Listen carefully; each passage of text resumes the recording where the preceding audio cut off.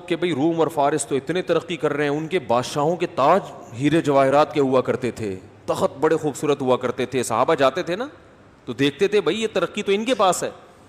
تو اللہ نے کیا فرمایا سورہ زخرف میں, وَلَوْلَا أَن يَكُونَ النَّاسُ أُمَّةً وَاحِدَةً لَجَعَلْنَا لِمَن يَكْفُرُ بِالرَّحْمَنِ لِبُيُوتِهِمْ سُقُفًا مِّن فِضَّةٍ وَمَعَارِجَ عَلَيْهَا يَظْهَرُونَ وَلِبُيُوتِهِمْ أَبْوَابًا وَسُرُرًا عَلَيْهَا يَتَّكِئُونَ وَالزُّخْرُفًا. فرمایا کہ کافر کا آخرت میں کوئی حصہ نہیں ہے. جو ہمیں نہیں مانتے نا, دیکھو گورا کتنا ہی اچھا ہے, قوم کے لیے ہے نا, اللہ کے لیے بولو نا, اللہ کے لیے اچھا نہیں ہے. اس نے اچھائی کی ڈیفینیشن چینج کر دی. اچھائی کی ڈیفینیشن یہ, جس کو میں اچھا کہوں گا وہ اچھا, جس کو اللہ اچھا کہے گا وہ اللہ نہیں ہوتا. انہوں نے کہا اولڈ ہاؤس میں ماں باپ کو جمع کرا دینا اچھا عمل ہے. کہتے ہیں نا, تبھی تو کرتے ہیں. میں اپنے باپ کو نہیں پالوں گا, میں اپنی ماں کو نہیں پالوں گا, تو کرا دیا انہوں نے جمع. کوئی اگر وہاں اولڈ ہوم میں اپنے ابا کو جمع کرا دے تو گورے اس کو کہتے ہیں برا آدمی, گندا آدمی, چھی چھی چھی, شرم نہیں آتی ہیں. ہمارے ہاں کوئی اپنے ابا کو عیدی سینٹر میں جمع کرا کے آ جائے کہ ابا چونکہ 60 سال کے ہو گئے تھے, میں نے ڈیٹ آف برتھ سے اندازہ لگایا 60 سال کے ہو گئے ہیں, تو فوراً عیدی سینٹر میں ان کو, ویسے تو ہمارے یہاں کے عیدی سینٹر اس قابل ہیں بھی نہیں کہ جمع کرایا جائے, ان کا اولڈ ہوم میں اور ہمارے میں بڑا فرق ہے, لیکن چلو بہت اچھا اولڈ ہوم تھا, جمع کرا دیا. لوگ تانے نہیں دیں گے, ابے تو شرم نہیں آتی یار, تو کیا کر رہا ہے یار, اپنے باپ کے ساتھ کوئی ایسے کرتا ہے, ماں کے ساتھ کوئی ایسے کرتا ہے. تو ہمارے ہاں اچھائی کا معیار کچھ اور ہے, ان کے ہاں اچھائی کا معیار بولو بھائی کچھ اور. ان کے ہاں شراب پینے والا برا نہیں ہے, ان کے ہاں زنا کرنے والا برا نہیں ہے. تو اللہ اس وجہ سے ان کو لفٹ نہیں کرائے گا قیامت کے دن, ٹھیک ہے نا. اللہ کہے گا تم نے تو جو چیزیں مجھے بری لگتی تھیں ان کو برائی کی فہرست سے نکال کے اچھائی اور برائی کا کرائٹیریا ہی چینج کر دیا تم نے, تو تم تو بہت بڑے مجرم ہو. اللہ نے فرمایا ولا تقربوا الزنا, زنا کے قریب بھی مت پھٹکو, انہ کان فاحشہ, بہت بڑی بے حیائی ہے, وساء سبیلا, اپنی خواہش کو پورا کرنے کا بہت ہی گندا راستہ ہے. سا کا مطلب گندا نہیں ہوتا, سا کا مطلب یہ ہوتا ہے کہ جیسے آپ کو تعجب ہو رہا ہے, اتنا گندا گویا اللہ کہہ رہے ہیں مجھے بھی تعجب ہو رہا ہے کہ تو کر کیسے لیتا ہے یہ کام, اتنا برا عمل. اس کلچر میں, ان کے کلچر میں برا سمجھا جاتا ہے نہیں, برا سمجھا جاتا. اس لیے وہ اتنے برے ہو کے بھی اچھے ہیں, اور ہم زنا سے بچتے ہیں, ہم شراب سے بچتے ہیں, ہم اپنے ابا کو گھر میں ٹی بی بھی ہو جائے نا تو دور نہیں بھاگتے اس سے, کورونا بھی ہو جائے تو گھر چھوڑ کے نہیں بھاگتے. ہم کہہ رہے یار ایس او پیز پر عمل کروں گا گھر سے باہر, یہ نہیں کہ ابا کو کورونا ہو تو میں گھر چھوڑ کے بھاگ جاؤں. مفتی صاحب نے بھی کہا تھا گھر سے باہر ایس او پیز ہے, گھر میں ابا کو کورونا ہو جائے تو بھاگنے کی ضرورت نہیں ہے, توکل کرو وہاں پہ. تو ہم جناب ابا کو گھر میں رکھ رہے ہیں, بیوی کو ساری زندگی کما کے کھلا رہے ہیں, کھلاتے کہ نہیں کھلاتے, اور ادھر وہ انڈے والا برگر بھی کھائیں گے تو بیگم سے کہیں گے انڈے والا تم اپنے پیسوں سے برگر اور میں اپنے پیسوں سے. ہم زنگر بھی اپنے پیسوں سے کھلا رہے ہیں بیگم کو, اور وہ بھی کھا رہی ہے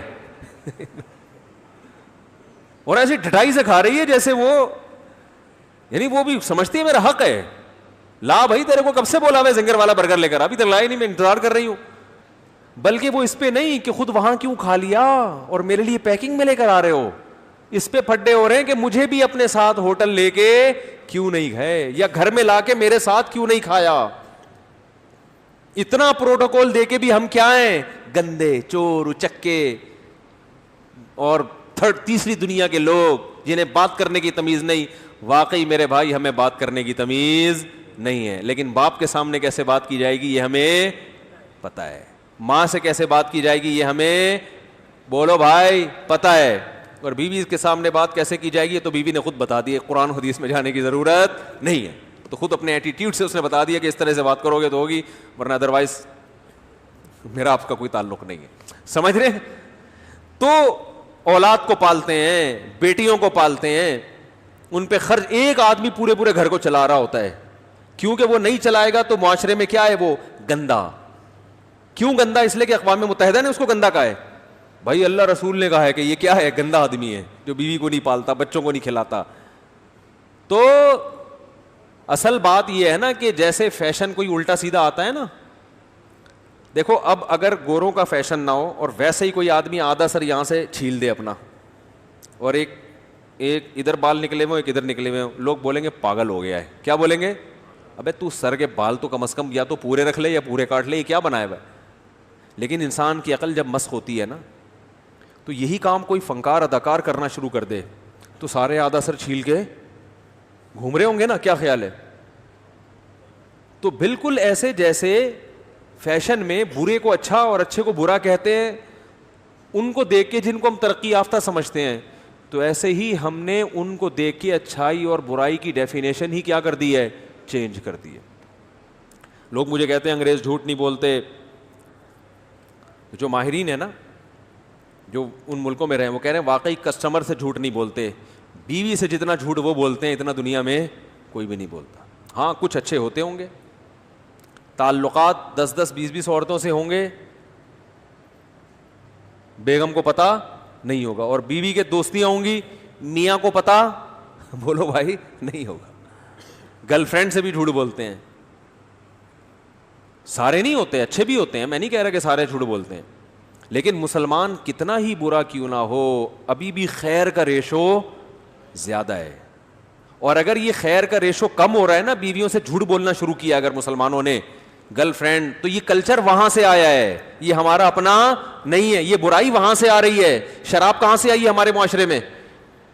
مسلمان شراب نہیں پیتا, لیکن اگر پیتا ہے ان کو فالو کر کے پیتا ہے. انہوں نے ہمیں کیا دی ہے؟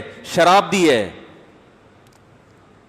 ہماری عورتیں پاک دامن حیا والی ہوتی ہیں, انہیں پتا ہے کہ میری طرف دیکھنے کی پرمیشن صرف میرے شوہر کو ہے. اپنے شوہر سے وفا کرتی ہیں. انگریز عورت وفا نہیں کرتی. تو اب اگر ہمارے ہاں بے وفا عورتیں پیدا ہو رہی ہیں تو یہ مولویوں نے نہیں بنائی ہیں, اسلام نے نہیں. یہ کہاں سے کلچر آ رہا ہے؟ یہ وہاں سے آ رہا ہے. یہ یونیورسٹیاں بنا رہی ہیں جن میں وہ ماحول ہے جو ان ملکوں میں جو ماحول ہے وہ یہاں دیا جا رہا ہے. تب باپ کو بیٹی پہ اعتماد ختم, بھائی کو بہن پہ اعتماد ختم, شوہر کو بیوی پہ اعتماد ختم. تو یہ وہاں سے آ رہا ہے. ہر برائی کی جڑ نشہ کہاں سے آیا ہے بتاؤ نا؟ وہاں سے آیا ہے. آپ کہہ سکتے افغانستان سے چرس سپلائی ہوتی ہے. افغانستان میں جب تک اسلامی حکومت تھی چرس کی خرید و فروخت پہ پابندی. جیسے اسلامی حکومت ختم ہوئی ہے دبا کے چرس بک رہی ہے وہاں پہ. سمجھ میں آ رہی ہے بات؟ کیونکہ غیر ملکی کنٹرول ہے. تو بھائی ہر برائی کی آپ تہ میں گھسو گے نا, آپ کو پتا چلے گا ہر برائی کی جڑ میں کفر بیٹھا ہوا ہے. خودکشی ہمارا کلچر نہیں ہے. یہ کہاں سے آ رہی ہے؟ ڈپریشن ہمارا کلچر نہیں ہے. میں باہر ملکوں میں گیا ہوں, نام نہیں لوں گا ملک کا, وہ پھر ہمارا بھی تو چانس ہوتا ہے نا, وہ کہیں گے یہ ایسی نفرت آمیز تقریر کر رہا ہے. ڈپریشن کے سب سے زیادہ مریض ان ملکوں میں ہیں جن کو ہم سب سے زیادہ ترقی یافتہ سمجھتے ہیں. گوروں کے کسی کنٹری جانا ہوا, میں نے وہاں پاکستانی ڈاکٹر بھی تھے جو وہاں کلینک میں بیٹھے ہوتے تھے نا, علاج کرتے تھے. میں نے کہا یار آپ کو پاکستان میں بھی علاج کا تجربہ ہے, گوروں میں بھی. میں نے کہا پاکستان میں تو میں بتا دیتا ہوں نزلہ زکام کھانسی کے پیشنٹ زیادہ ہیں.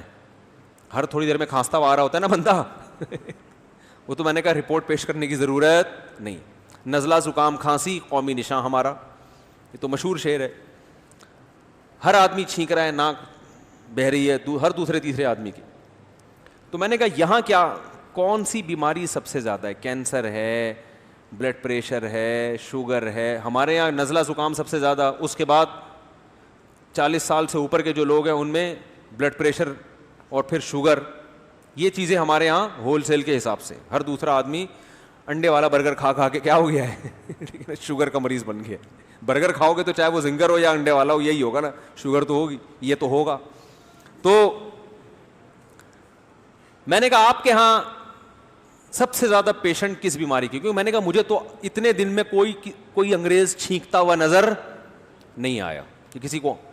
وہ تو اتنے ہیں کہ ہم اگر چھینک لینا تو شاید 6 کلومیٹر دور بھاگ جائیں ہو کہ یار یہ بیماری لے کے آ رہا ہے. آسٹریلیا جب میں اترا نا تو جوتے بھی صاف کروائے ان لوگوں نے کہ دوسرے ملک کی مٹی ہمارے ملک میں لے کر نہیں آؤ, کوئی پتہ نہیں اس میں جراثیم ہو. اتنا صاف رکھتے ہیں اپنے کنٹری کو. وہ تو شکر ہے نہلایا نہیں ان کو, انہوں نے ہم کو لے جا کے عزت کا خیال کیا تھوڑا سا, ورنہ نہلا دھلا کے چلو اب ہمارے ملک میں انٹری کرو. جوتے صاف کرواتے ہیں, مٹی تو نہیں لگی ہوئی, اتنے نیٹ کلین, کو بیماری نہیں ہے. تو میں نے کہا یہاں سب سے زیادہ بیماری کون سی؟ انہوں نے کہا ہر دوسرا آدمی اسٹریس اور ڈپریشن کا مریض ہے. ڈاکٹر کے پاس ہم آئیں گے, ڈاکٹر صاحب گلا خراب ہے, نزلہ ہے, سر میں درد ہو رہا ہے, نزلہ جم گیا ہے, ٹھیک ہے نا, حکیم کے پاس جائیں گے تو کہے گا اس تو خدوس کھاؤ, سر سے جمع ہوا نزلہ نکالے گی. اور ڈاکٹر کے پاس جاؤ گے تو وہ کوئی اینٹی الرجی لکھ کے دے دے گا. تو انہوں نے بتایا یہاں سب سے زیادہ اسٹریس اور ڈپریشن, ذہنی تناؤ, ذہنی کھچاؤ. ابے کیوں ہے تمہیں ذہنی تناؤ؟ تمہیں تو روزگار نہ ہو تو $3,000 تو تمہاری گورنمنٹ تمہیں دیتی ہے. یہاں سے پاکستانی وہاں جا کے باقاعدہ آرڈر پہ بے روزگار ہوئے ہیں, دعائیں مانگی اللہ میں روزگار نہ ملے. سمجھ آ رہی ہے؟ ایسے ایسے ہٹے کٹے پاکستانیوں کو ہم نے وہاں دیکھا جو گھنے بن کے رہ رہے ہیں کہ ہم تو غریب ہیں, ہمیں تو کچھ آتے نہیں, اور یہاں پیسے کما کما کے بھیج رہے ہیں. وہاں کام ان کا کیا ہے؟ کام یہ کہ ہمارا کوئی کام نہیں ہے, کیونکہ اگر یہ شو کر دیا کوئی کام ہے تو اتنے پیسے نہیں ملیں گے. ہانگ کانگ میں بھی ایسا ہی ہے, بہت سے پاکستانی گھنے بن کے کیا کر رہے ہیں وہاں, پیڑے کھا رہے ہیں بیٹھ کے, یہ شو کر ہم تو غریب ہیں, اور ان کو پتا ہے اگر ہم نے یہ شو کیا کہ ہم غریب نہیں ہیں تو سارے الاؤنس مل جائیں گے, تو بڑے گھنے بنے ہوئے ہیں وہاں جا کے وہ, لیکن خوش ہیں. اللہ کا بڑا فضل ہے الحمدللہ, اللہ نے اب تک روزگار عطا نہیں کیا. تو میں ان سے کہتا ہوں بھائی ان کے پاس ٹینشن کے لیے ہے کیا؟ نائٹ کلب یہ جا سکتے ہیں, ان کو پکڑے جانے کا خطرہ بھی نہیں ہوتا. ہمارا کوئی نائٹ کلب بھی جائے گا تو 100 دفعہ دائیں بائیں دیکھ رہا ہوگا کوئی جاننے والا نہ مل جائے. 10 مسائل ہوتے ہیں نا اس کے, پھر اللہ کا بھی خوف ہوگا, کانپ بھی رہا ہوگا. مسلمان تو گناہ کرتے ہوئے کچھ نہ کچھ کانپتا بھی ہے, یار غلط کر رہا ہوں عذاب نہ آ جائے, قوم لوط پہ آیا تھا عذاب, فلاں پہ آیا تھا, رزق نہ چھن جائے. گورے کو تو یہ ٹینشن ہے ہی نہیں, نہ اخلاقی پابندی, نہ مذہب کی پابندی, نہ گورنمنٹ کی پابندی, اور فری میں الاؤنس بھی مل رہا ہے. صحتیں ایسی ہیں کہ 60 سال ریٹائرمنٹ کی عمر اب نہیں ہے, اب تو بڑھا دی ہے, 80 سال کر دی ہے. 60 سال میں بندہ بوڑھا ہی نہیں ہو رہا. ابے بھائی تمہارے تو کلینک بند ہو جانے چاہیے, کوئی ٹینشن کی وجہ نہیں ہے, لیکن اسٹریس کے سب سے زیادہ مریض. اور ہمارے یہاں 20 ٹینشنیں ہیں. وہ میں نے بتایا تھا نا, ایک دوبارہ چٹکلا سنا دوں, بڑا دلچسپ تھا, جو جس چیز میں مزہ آتا ہے میں 6 دفعہ کم از کم لازمی سناتا ہوں اس کو. وہ کسی نے کہا کہ جاپانیوں کو نا تازہ مچھلی کھانے کا بہت شوق ہے.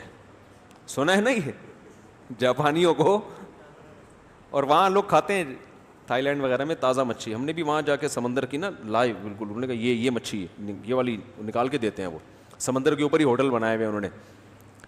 تو اب تازہ مچھلی کے لیے ظاہر ہے لانچیں جائیں گی شہر میں لے کر آئیں گی, تو وہ اس وقت تک کیا ہو جاتی تھی, باسی. انہوں نے کہا بالکل تازہ. تو پھر انہوں نے برف خانے بنائے لانچوں میں, وہی ادھر سے پکڑتے ہی برف خانے میں ڈال دو. لیکن جاپانیوں کو برف والی مچھلی کا ذائقہ بھی اچھا, فروزن مچھلی ہے ظاہر ہے وہ تھوڑا سا ٹیسٹ چینج ہو جاتا ہے. انہوں نے کہا نہیں, بالکل لائیو و لائیو. تو جیسے میرا بیان کبھی لائیو و لائیو ہوتا ہے, کبھی تھوڑا سا باسی ہو چکا ہوتا ہے وہ, ٹھیک ہے نا. تو اب کیا ہوا ہے کہ جی وہاں لانچوں نے تالابوں کا انتظام کیا گھروں کے وہ ہوٹلوں کے اندر, کہ ان میں لا کے مچھلی کو ڈال دیا جائے.